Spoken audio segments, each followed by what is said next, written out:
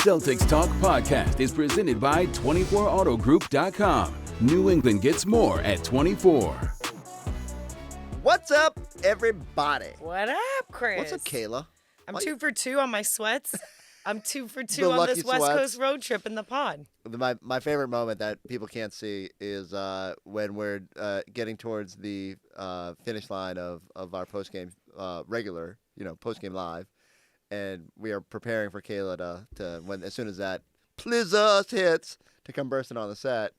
I keep saying, like, we got to get you some snap-offs so that you can just boom, and off we go. But no, you go through the process of, like, you got to really work to get those things, like, you dress over it. There's wiring, there's the mic, I'm not going to make this initial pod about Kayla Burton sweatpants. I'm kind of here for it. But we're on a win streak with the Celtics and the sweats, so I'm not trying to change anything up anytime soon. So the lucky sweats will be taken into tomorrow against the Denver Nuggets. But tonight, a game that probably will not be highly featured in the Celtics scrapbook when we look back on the 25-26 season. And yet, without Jaylen Brown, on a night where Peyton Pritchard didn't quite have it, at least to the level that he's set for himself in recent games, the Celtics find a way to overcome. It's easy to forget they were down 11 in this thing, and all of a sudden a 50-11 run. That's insane. I mean, it doesn't 50-11 run. Just like compartmentalize that. We told Scal, we're like, Scal, they just went on a 50-11 run. He's like, no, that's wrong. We're like, no, we're doing the math. Dick Lipe is never wrong.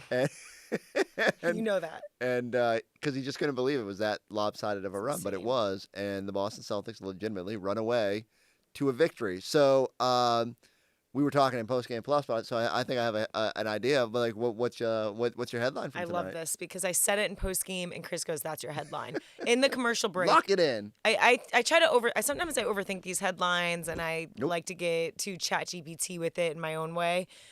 And this one came naturally, and Chris is like, "This is your headline." In the commercial break, I go, "Chris," I looked at him, and I said, "You looked this man right in his optical stems," and I go, "Chris," I go, "Dude," no, I didn't say Chris. I said, "Dude, the Celtics are freaking good." That's my headline. Dude, the Celtics are freaking good.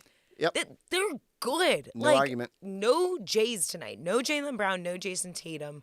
Even Peyton Pritchard, who is kind of now the guy that you look to night in and night out with coming off the bench. I also was wondering if he was going to start, and I love that he didn't start because Joe's like, hey, this is when Jason Tatum. They love that continuity. Right. And when Jason Tatum does come back, maybe he wants Peyton to find his flow of, like, look, 100%. We want you to come in and be the guy. And even when he didn't score the way he did in the previous 6 nights off the bench, whatever, other guys did their part.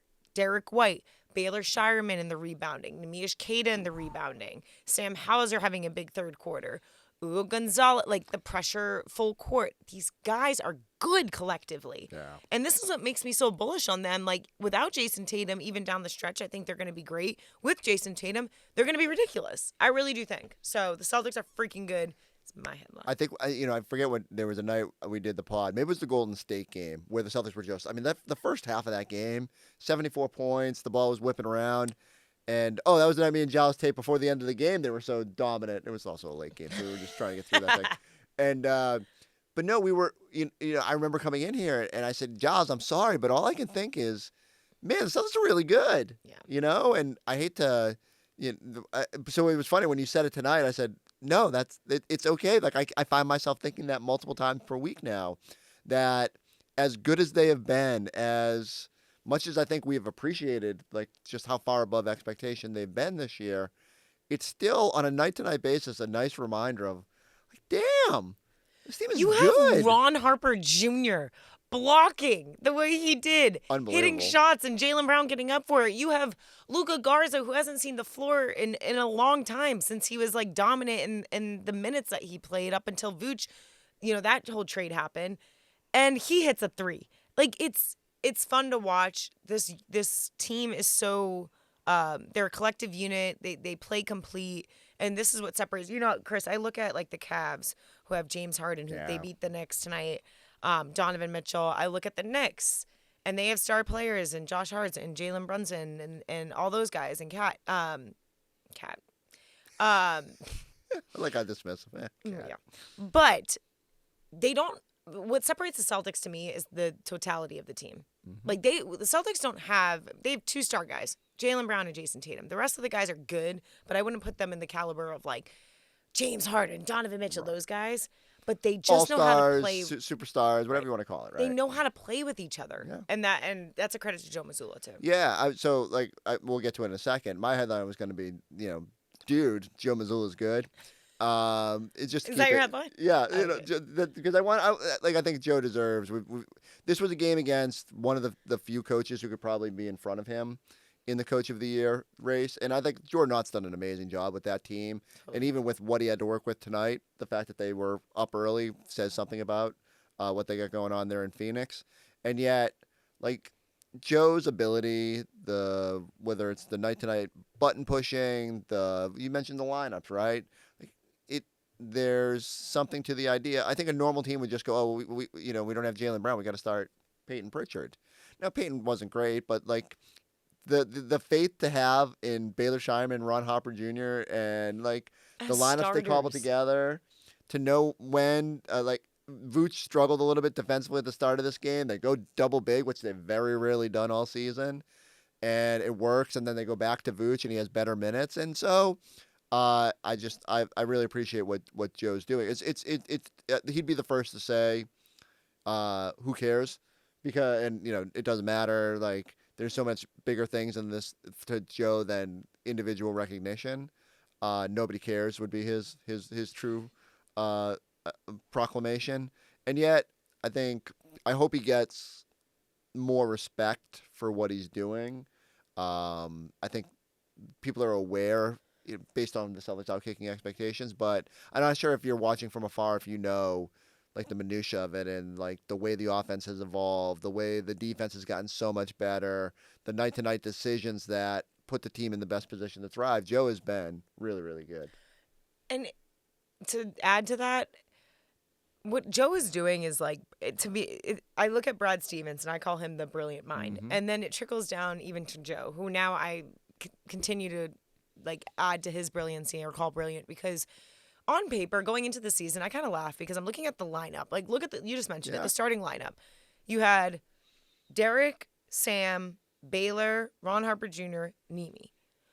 Who on earth, and by the way, with Peyton Pritchard, with all these guys, if you were to be at the start of the season and say, okay, Jalen's going to rest this game, whatever, I don't think you would say, hey, these are my 5 starters. And this is not to sound disrespectful because I don't want it to come off. Right. No. But I'm saying, like, what I was about to say is not. But like, if someone told you that, you'd be like, oh, the Celtics are tanking at the finish line of the season, right? Because you just wouldn't have expected those guys to be starters.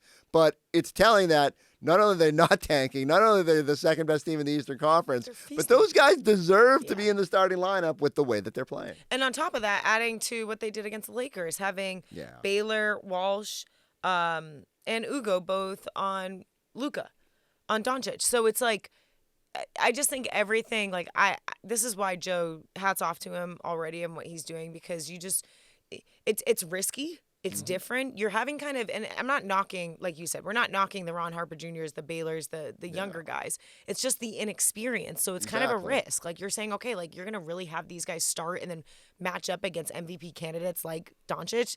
And here he is being like, heck yeah. And then we're also going to have Peyton Pritchard come off the bench. We're going to have Derek White go off tonight. Jalen rest. He's going to come back. Like it's credit to the players to play to that ability, but it's also credit to Joe to breathe that confidence into his players, saying, you guys got this. Trust this. I mean, think about that lineup tonight. Nemi, Hauser, Shireman, and Ron Harper Jr. have all played in Maine, right? And, all pretty much developed through that system. I guess Baylor might be the only exception. Like, I don't know how many Maine games he played. But, like, all got reps up there and developed. So, like, from, Phil Pressey this year and in previous seasons, the staffs that they've had up there, like you mentioned Brad, and just it's like an organizational thing where from Brad to Joe to the support staff to the main staff to like every tentacle of this organization have found a way to develop these younger players, and it is remarkable that they put them in position to be successful and that they can lean on them on a night-to-night basis. The signature moment of tonight's game was probably things aren't going. Things are starting to turn a little bit for the Celtics, but the Suns break out on a turnover. I think it was. Baylor Scheinman goes straight up to defend. Ron Harper Jr. comes out of like the sky and absolutely blocks it with ridiculous volleyball force off the backboard. Ugo collects it, goes the other way, Euro steps, and finishes with a layup. And beauty. it was just like such a fun sequence. And there was probably 4 other ones that I could have brought up that Nimi was involved in or Derek White did. But I just felt like, what a testament to the way that you've nurtured an environment where every guy feels like they can contribute and where every guy on a night-to-night basis doesn't know. Like, every person in that locker room has to sit there and go, I might be starting tomorrow. Right. Even Garza, who's been out of the rotation, is probably Right. like, there's going to be a night where Joe's just going to lean on me. Right. And so every guy stays ready. And think about from the start of the year where Joe gave Minot a chance, and all of a sudden he takes off, and then goes to Jordan Walsh, and Jordan Walsh has the best stretch of his career. Then they go away from that and go to Sam Hauser, and then Shireman gets his chance here in this stretch. And everyone has embraced it.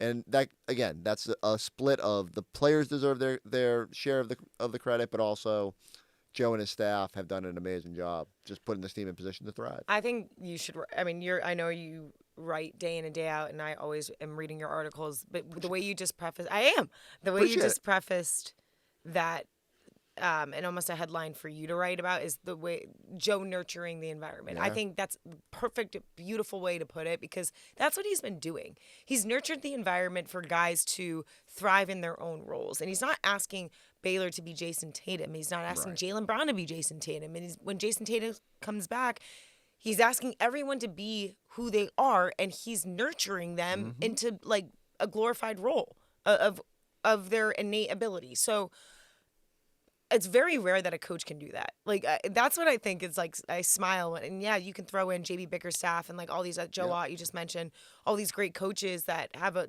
major chance to win Coach of the Year, but with kind of like the roster that Mazzulla was given without their superstar and then the unknowns about every single player, even Jalen going into this year, and for him to play Tetris of, okay, this works, this doesn't, we're going to do this, we're going to trade this away. Like it's such a testament to how good of a coach he is.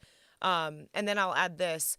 I do think that what they do in Maine with Brad being there, like you see the videos, you see like the Instagram videos or the TikToks or whatever of them just being at the game so plugged in. The relationship that they have with the Maine Celtics is so telling because it's coming into fruition tonight. I mean, when it's not snowing, I love going to Portland. Yeah, but this time of year, that's sorry. We're just trying to get to CVS. Massachusetts isn't much better, but we're going to chill down here for a little bit until I can actually see the road. Having a vehicle you can rely on, that's important. That's why you can rely on 24 Auto Group. They will treat you like family. And that's because they are family owned and operated. They're honest, easy to work with, and they just get it. Whether you're looking for something sporty, something luxurious, or just a solid everyday ride, 24 Auto Group always comes through. With 9 brands and 11 locations across New England, there's something for everyone. And here's the best part. They've got the knack to save you more on a new or pre-owned vehicle, and the knack to pay you more for your trade, up to $2,400 over book value. You can even drive home with just $24 down.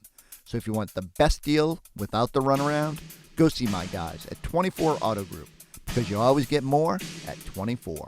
Online at 24autogroup.com.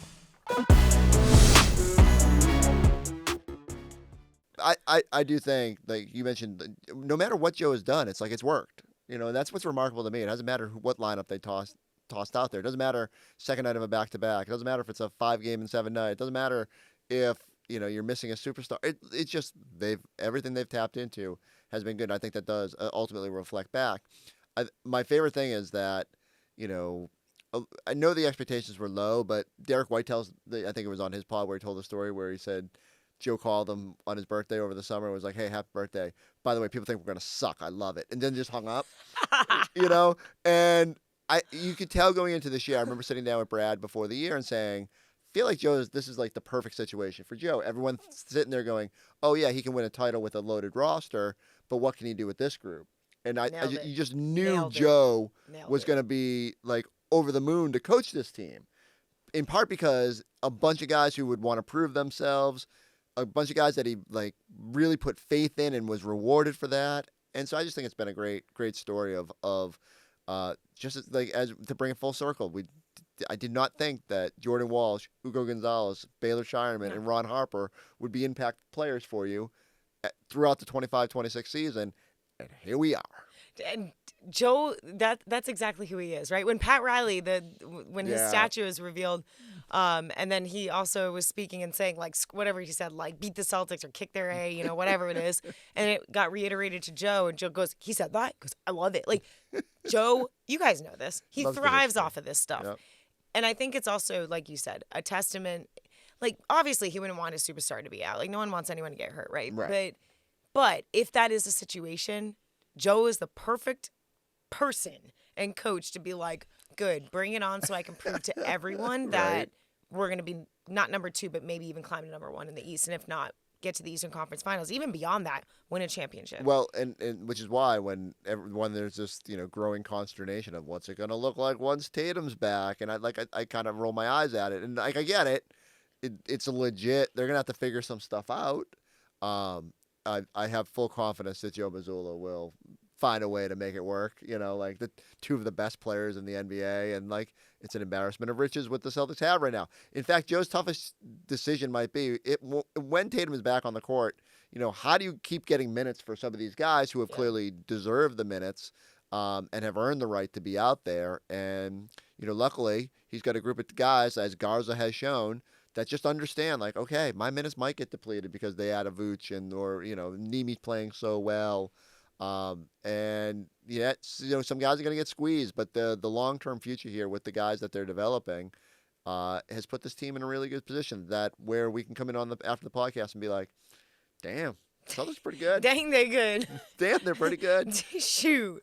Not to mention Scal and Holly got in a huge. I don't know if you guys saw, which I'd be mad if you didn't tune in on Celtics pregame live, but the whole JT conversation of how they're going to mesh and everything coming back. And I understand both sides of the argument. So Michael Holly had made a very bold prediction that the Celtics, with Jason Tatum back, were championship level material. Which you would think Scal would make that argument, right? Like I actually thought when I could see the gear spinning for Scal when he said it, and I thought he was just going to be like, yeah, I feel the same way or whatever. But no, Scal's sort of thing is just there's some uncertainty. And I get both sides. I think Michael has every reason, based on what we've seen, to be bullish that this could go pretty well if there's no problems figuring out like how they reintegrate and Tatum is close to the peak of his powers and off it goes. And Scal's contention was you just can't make that statement because it's unprecedented for a player to be returning in the middle of the season. And instead of just agreeing to disagree, they decided to have a little. They went after it. I mean, they like usually we have a rundown of where we're going to next and topics that we're going to get into. Screw all the topics. It was like a Scal and Holly war zone of just. The only problem was what are you talking about, bro? We were kind of up against the clock, so the producers were like, "You guys might have to just tackle somebody at some point so that we can get to the break." Shut up and go to break. The best was that they continued to argue through the break. And they were coming back for the next segment. Oh, did they? I wasn't there because they were still barking at each other, like in the best way possible, right? Like just 2 people that are passionate about their jobs having a discussion that's spilled over for 4 minutes of off TV. Awesome. And we were like, we have to do this next segment, so everyone needs to stop yelling, right? Which is great too, because now we get that segment to save for life. So when Jason does come back, and we'll see how this plays out, that segment will be revealed. And I said For Scal, if they win the title, I'm sure he'll be thrilled. But Michael Holly will say, "Hey, see, I told you so." What side are you on in this? I am the pick a side, Chris. Pick a side. I don't like it when mom and dad fight, and so I never like when I think our pregame show can be fun when there's dissenting opinions and escalation stuff like this. I think there was room. I saw the middle ground, but neither. Scal could not quite get there with the middle ground on what Michael Holly was saying, and we couldn't convince him otherwise. So I like that they dig in and they believe what they're saying. But it was you apologize, no one's apologizing. But my whole thing is I think it's going to be a fairly, as much as there, and for understandable reasons, this is unprecedented. Adding a top 5 player back to a team that is outkicking expectations, that has another player playing to a top 5 level. is going to be fascinating to watch. And yet, I think there's a world where it goes really well and they accomplish what Michael Hawley thinks. And there's a world where it doesn't. And seasons are weird. And that might have nothing to do with the dynamic. It might just be like, it's a long season. We're not getting too far ahead of ourselves here. But right now, Celtics are damn good.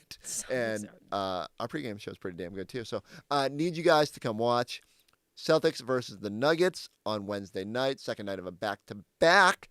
Derek White in his hometown. Let's go. How you feeling about that one? I feel like this is a really good look. I want the Celtics, and the Celtics want the Celtics to go 4-0 on this West Coast road trip. But especially finishing it off against the Denver Nuggets. Like, Nikola Jokic has been, the guy has missed time, and he's still coming back, going off for a triple-double against Golden State. He's ridiculous. I know they do have injuries. Right. Aaron Gordon should still be out. Right. So that may, that'll change some things up. Not our problem. Right. And that's where the Celtics need to capitalize. Like, I'm excited to see how Jaylen Brown comes back after a rested day. And just collectively, like, it's not like one guy. Usually sometimes I look for like JB versus like Luka Doncic the other night, or how this will match up for two MVP candidates and Nikola Jokic and JB. But now I'm just looking at this team and to see how they respond to getting the win here tonight. They played a little, not sloppy, but great, just not great night overall. Under but that stretch was pretty amazing. And against this team who's third in the West, like you can't really take a quarter off. So maybe you can a little, but you can't have too much of a dip. So if they can finish this off strong and lock in on, I want to see Nimi in the paint, how they rebound. Jokic is huge, defending him. But yeah, I think I just want them to close this thing out. You said you're not overly focused on like the 2 MVP thing. I kind of am.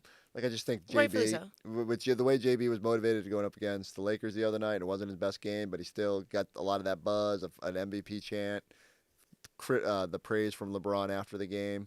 This is another chance. Whenever you're going up against one of these guys, this is Jalen's pathway. So, everybody go subscribe, go check us out on the YouTube page. We'll be right back here tomorrow night after Celtics Nuggets.